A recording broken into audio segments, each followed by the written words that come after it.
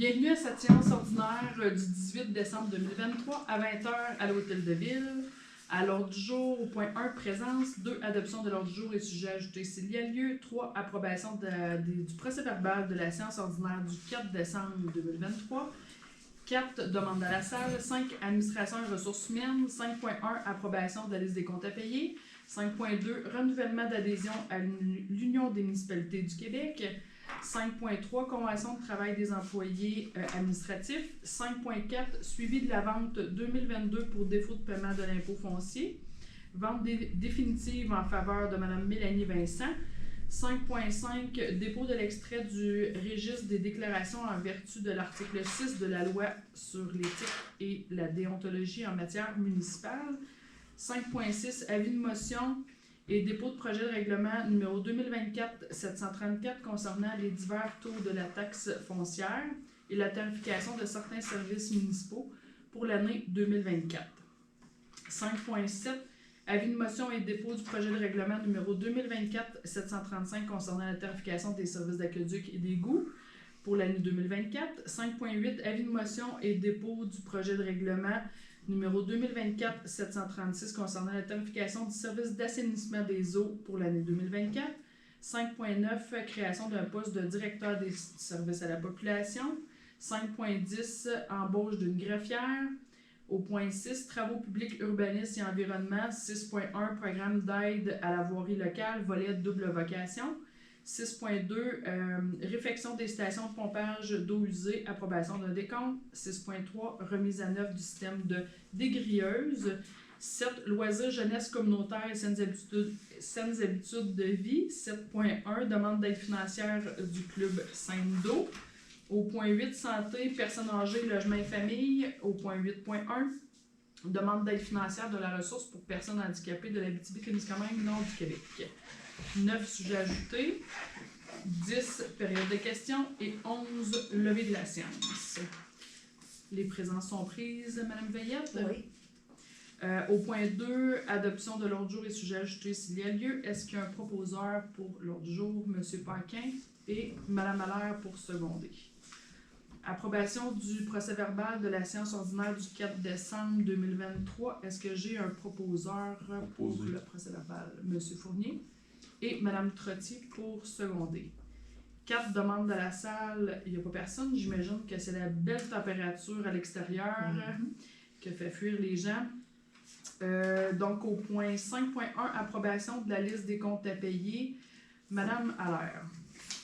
Je propose que la Ville de Sainte-Terre approuve la liste des comptes à payer, préalablement vérifiée par la conseillère Francine Trottier, au montant de 417 842,68 au Fonds de l'État des activités financières et au montant de 1006,3 au Fonds de l'État des activités d'investissement. Et c'est secondé par? Je seconde. Monsieur Paquin. Au point 5.2, renouvellement d'adhésion à l'Union des municipalités du Québec, ce qu'on dit souvent l'UMQ, Monsieur Fournier. Je propose que la Ville de Sainte-Terre renouvelle son adhésion à l'Union des municipalités du Québec pour l'année 2024 au coût de 7 075,6 taxes incluses, que le montant nécessaire pour payer cette dépense soit pris à même le budget de l'année 2024. Et c'est secondé par? Je seconde. Madame Trottier. Au point 5.3, convention de travail des employés administratifs, Madame Perrier. Je propose que la convention de travail des employés administratifs soit approuvée telle que présentée. Et c'est secondé par? Je seconde. Madame Allaire.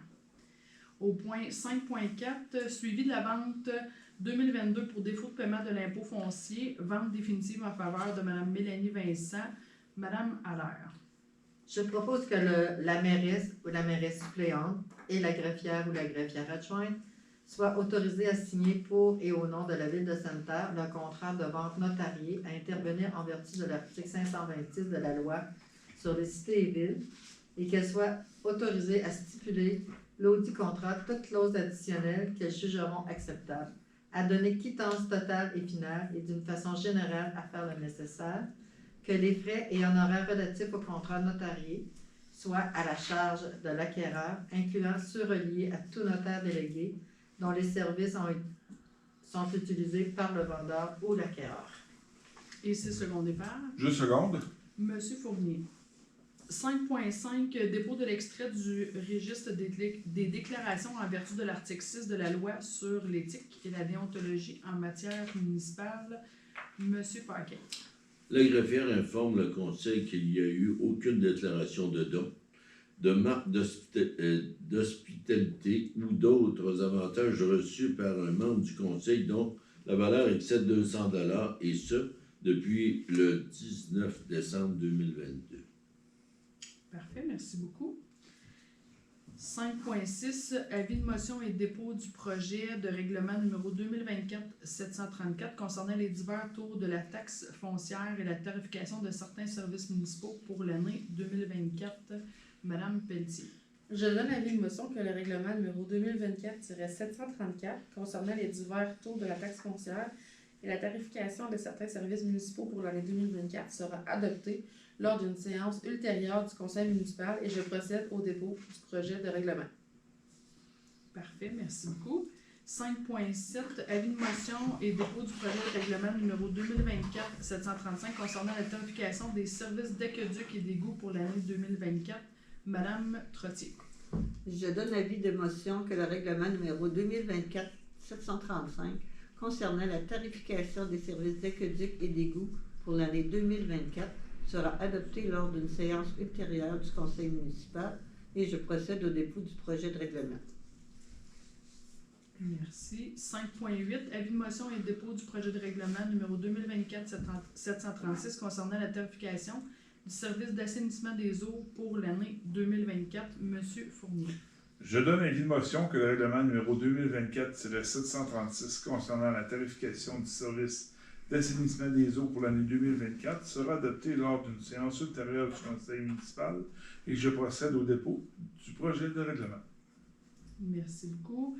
5.9, création d'un poste de directeur des services à la population. Madame Allaire.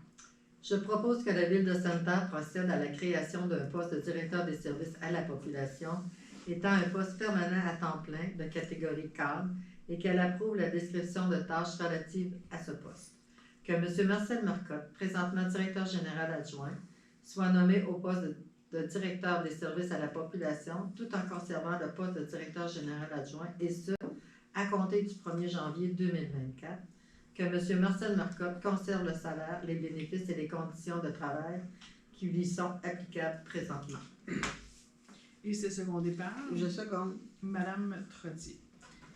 5.10, embauche d'une greffière. On vous avait quand même annoncé, je me souviens plus à quelle réunion, que Madame Veillette nous avait remis sa lettre de retraite, en tout cas, de démission de la ville parce qu'elle prenait sa retraite. Donc, c'est pour ça qu'on a le point embauche d'une greffière au 5.10. Donc, Madame Ferrier.